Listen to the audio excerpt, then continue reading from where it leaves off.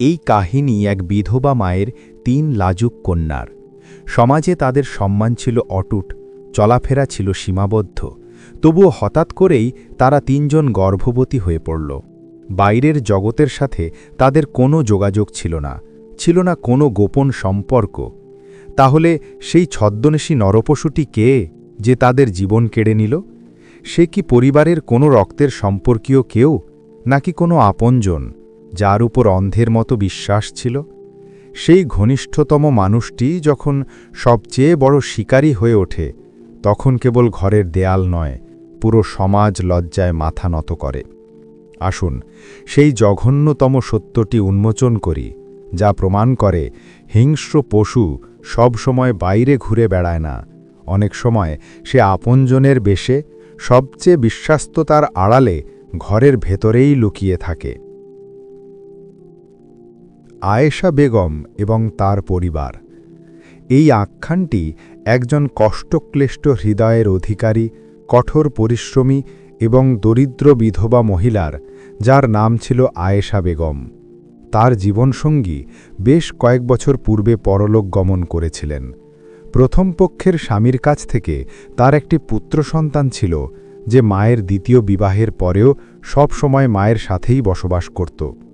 পরবর্তীকালে আয়েশা বেগম দ্বিতীয়বার বিবাহ বন্ধনে আবদ্ধ হন এবং সেই সূত্রে তার ৬টি কন্যা সন্তান জন্ম নেয়। মেয়েরা ছিল খুবই রূপবতী, বিনয়ী এবং কঠোরভাবে পর্দার অনুসারী। কিন্তু দুর্ভাগ্যবশত সেই স্বামীও দীর্ঘকাল বেঁচে থাকতে পারেননি। ফলস্বরূপ আয়েশা বেগম পুনরায় বিধবা হলেন। তা সত্ত্বেও তিনি তার কন্যাদের শিক্ষাদীক্ষার ক্ষেত্রে বিন্দুমাত্র ত্রুটি রাখেননি। আয়েশা বেগম তার ৬ কন্যাকে নিয়ে একটি ছোট মাটির তৈরি বাড়িতে বাস করতেন। তিনি অক্লান্তভাবে শ্রম দিতেন, মানুষের বাড়িতে থালা বাসন পরিষ্কার করতেন, কাপড় ধুতেন এবং দিনের শেষে এই কঠোর পরিশ্রমের বিনিময়ে পাওয়া অল্প খাদ্য ও অর্থই ছিল তাদের জীবন ধারণের একমাত্র অবলম্বন। তার সেই সৎ ছেলের নাম ছিল জাভেদ। সে বয়সে বড় ছিল এবং শুরু থেকেই এই বাড়িতেই অবস্থান করত। জাভেদ ছিল আয়েশা বেগমের সেই পুত্র যিনি তার প্রথম স্বামীর ঔরসজাত। কিন্তু আয়েশা বেগমের সকল কন্যারা তাকে সহোদর ভাইয়ের চোখেই দেখত। সবকিছুই স্বাভাবিক গতিতে চলছিল। হঠাৎ এমন এক বিপর্যয় এলো, যা আয়েশা বেগমের জীবনের ভিত নড়িয়ে দিল। ৩ কন্যার আকস্মিক গর্ভধারণের সংবাদ। একসময় আয়েশা বেগমের বড় কন্যার শারীরিক অসুস্থতা প্রকাশ পেতে শুরু করল।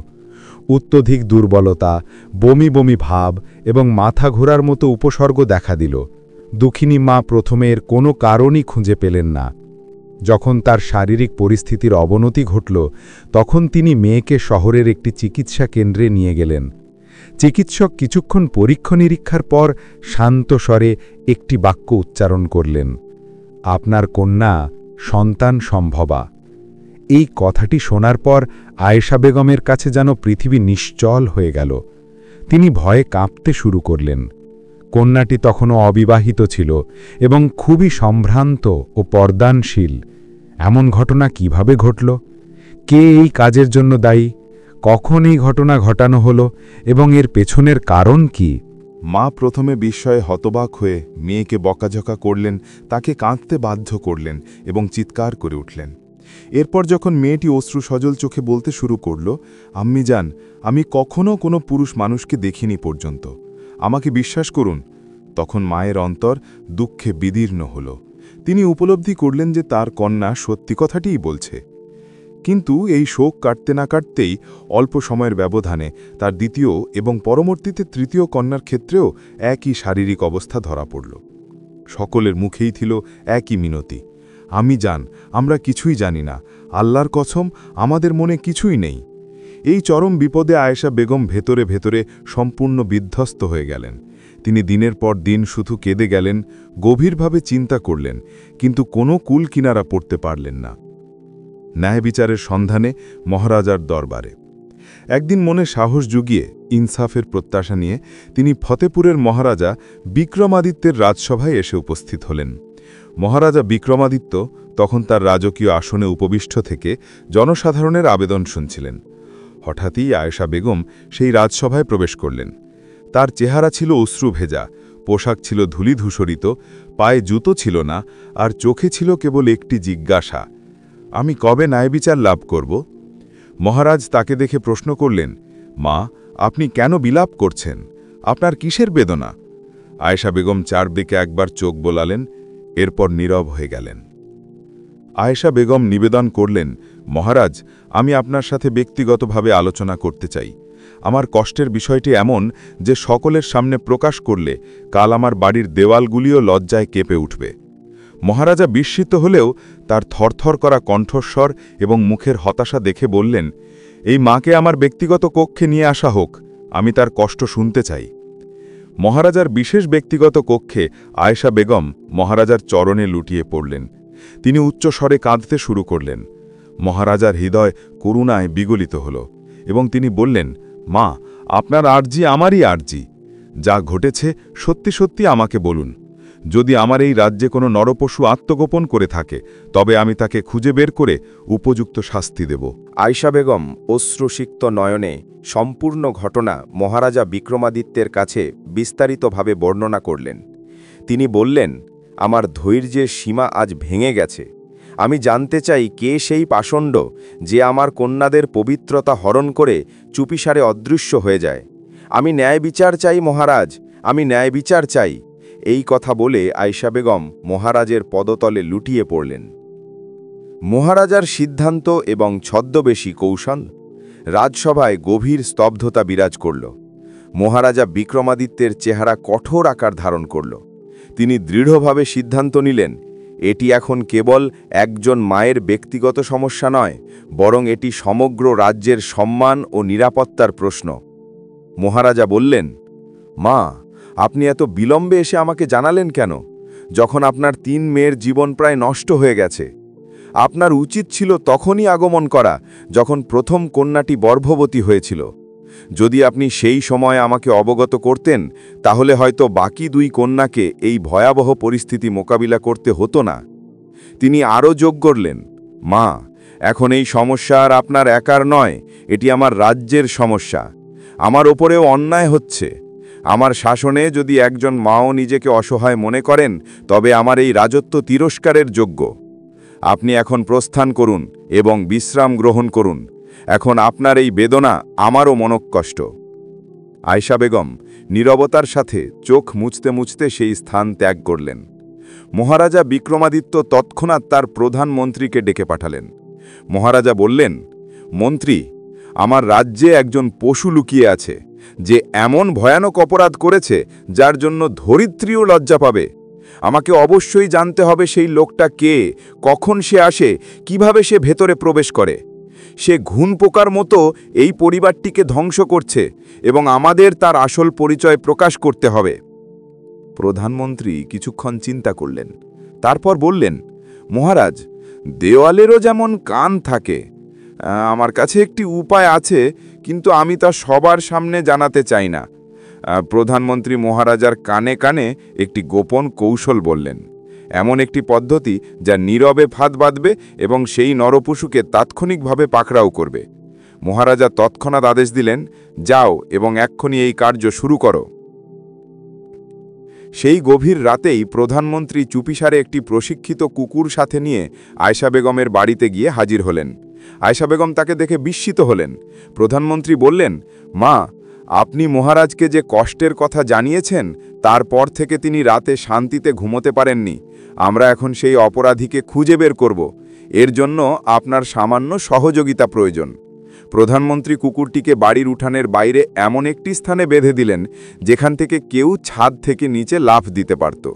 তিনি বাড়ির সকলকে স্পষ্ট করে বোঝালেন, আজ রাতে কেউ কোনো শব্দ করবে না, শুধু নীরব থেকে পুরো ঘটনাটি লক্ষ্য করতে হবে এবং সহ্য করতে হবে।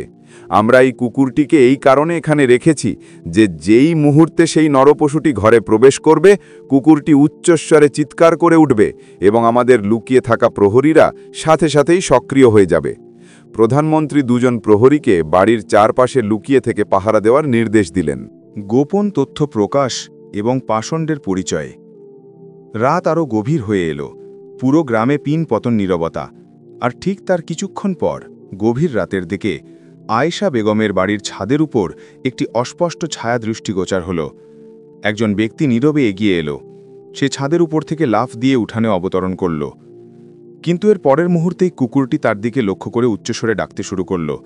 আওয়াজটি এত জোরালো ছিল যে আয়েশা বেগম এবং তার কন্যারা তো জেগে উঠলেনই, সেই সাথে আশেপাশে গোপনে থাকা রাজপ্রহরীরাও তৎক্ষণাৎ সতর্ক হয়ে গেলেন। আয়েশা বেগম নিজের বুক আঁকড়ে ধরে মেয়েদের নিজের কাছে টেনে নিলেন। তিনি ফিসফিস করে বললেন, সে এসে গেছে, সেই নরপশু। প্রহরীরা ছুটে ঘরের ভেতরে প্রবেশ করলেন। সেই মুখ ঢাকা লোকটি আতঙ্কে চিৎকার করে উঠল। সে পালাতে চাইল, কিন্তু প্রহরীরা তাকে দ্রুত পাকড়াও করল। তার হাত পিছন দিকে মুছড়ে তাকে মাটিতে শুইয়ে দেওয়া হলো। তার মুখে একটি কালো কাপড়ের বাঁধন ছিল, কিন্তু যেই মুহূর্তেই প্রহরীরা তার মুখোশটি সজোরে খুলে ফেলল, সেই মুহূর্তে আয়েশা বেগম ও তার কন্যাদের মুখ থেকে চিৎকার বেরিয়ে এলো। তাদের চোখগুলি বিস্ফারিত হয়ে গেল। এ তো সেই মানুষ যাকে তারা একসময় মন থেকে বিশ্বাস করত। এ ছিল সেই সৎ ভাই যে তাদের সাথে একই বাড়িতে বড় হয়েছিল এবং যাকে তারা আজ অবধি সহোদর ভাইয়ের স্থানে রেখেছিল। পাষণ্ডের স্বীকারোক্তি এবং চূড়ান্ত ন্যায় বিচার। পরদিন সকালে মহারাজার রাজসভা শুরু হলো। হাতে হ্যান্ডকাফ পরিহিত সেই অপরাধী মাথা নিচু করে মহারাজার সামনে নতজানু হয়ে বসেছিল। আয়েশা বেগম তার 6 কন্যাকে সাথে নিয়ে সভায় উপস্থিত হলেন। মহারাজা বিক্রমাদিত্য সভা থেকে সকলকে বাইরে যেতে বললেন। মহারাজা জাবেদকে নির্দেশ দিলেন, এই লোকটির মুখ থেকে আবরণটি সরিয়ে ফেলো। আমি সেই চেহারা দেখতে চাই যে একজন মায়ের 3 কন্যার জীবন ধ্বংস করেছে। মুখোশটি অপসারিত হবার সাথে সাথেই এক অন্ধকার নীরবতা নেমে এলো। আয়েশা বেগম চিৎকার করে উঠলেন, জাবেদ, তুমি কি করেছো এটা? এ ছিল সেই সৎপুত্র যাকে তিনি নিজের কন্যার মতোই স্নেহ দিয়ে লালন পালন করেছিলেন।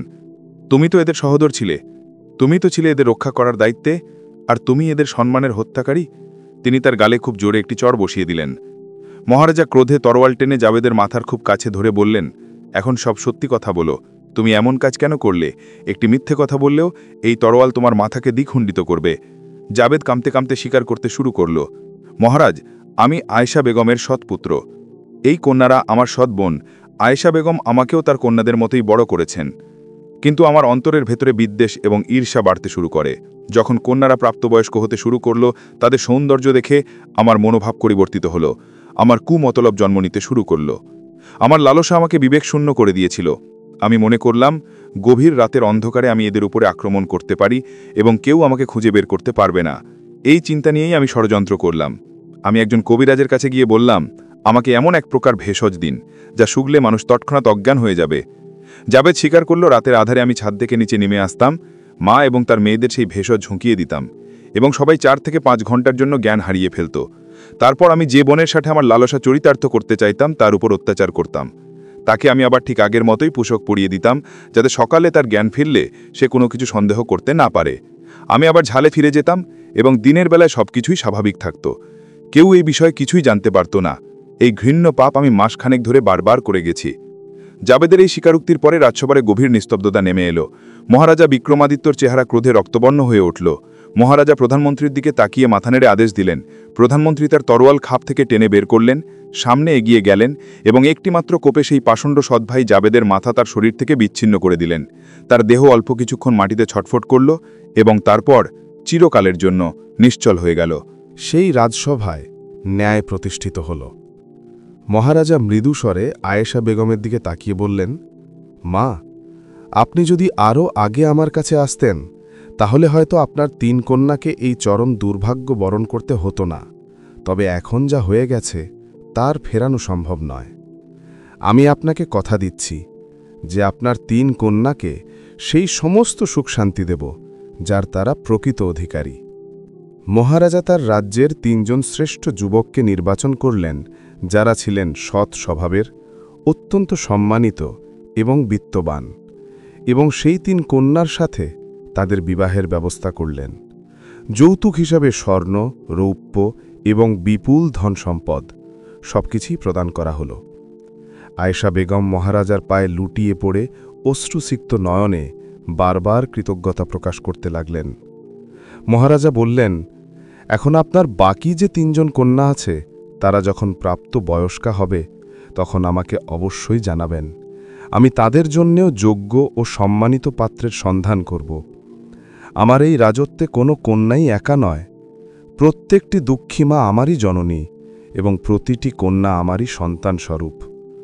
আর এইভাবেই একজন ন্যায়পরায়ণ শাসক একজন নিরুপায় মাকে তার ন্যায্য অধিকার ফিরিয়ে দিলেন এবং এক পিশাচকে তার কৃতকর্মের সবচেয়ে কঠিন শাস্তি দিলেন। যদি আপনার প্রতি কোনো প্রকার অত্যাচার হয়, তবে নীরবতা, দুর্নামের ভয় অথবা সমাজের মান সম্মানের চিন্তা করবেন না।